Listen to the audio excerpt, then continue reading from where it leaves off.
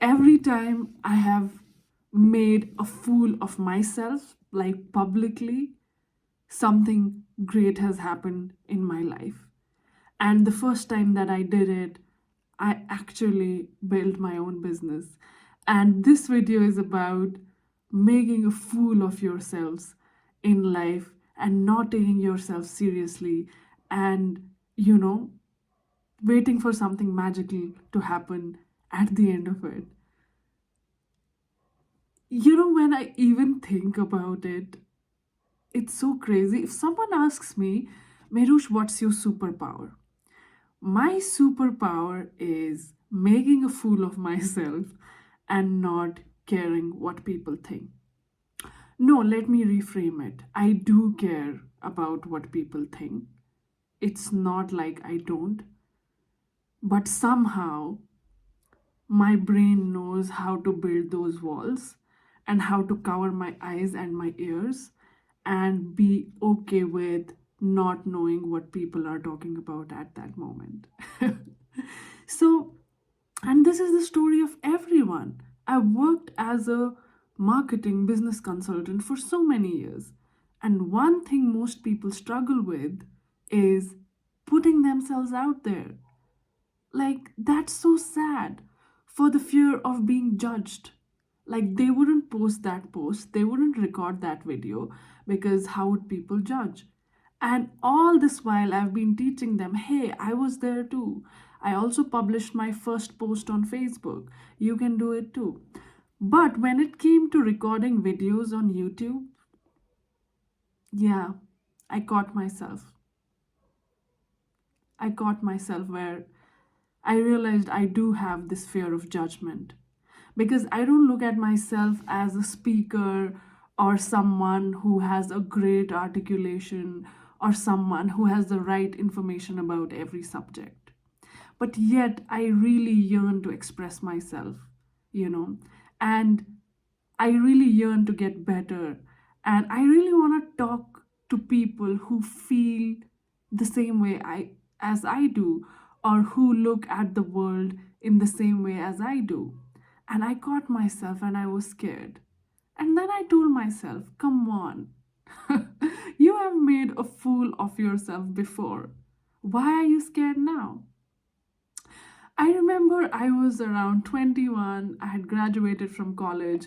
All my friends were either applying for masters abroad or they had started preparations for the big civil service exams in India, or like they were trying to do something like big in life. And I was like, you know what? I want to build a business. I came home, like, my college was in a different city. I came home and I told my father that I want to build a business. And I don't think he took me seriously. And he was pretty strategic about it. He said, I think the way I spoke to him, I was really hinting at some financial help. And he told me, like, it wasn't direct, but he told me, I got you educated. You have two more siblings as well. I have their responsibility. And if you want to do your business, like, just make it happen. And I was young and naive, and I thought, you know what? I'm going to make it happen. And honestly, I didn't realize how hard it's gonna be, but yeah, I did make it happen because I had this delusional mind. Like, I was so delusional, and I had a delusional friend. And together, we started a couple of things and we failed miserably.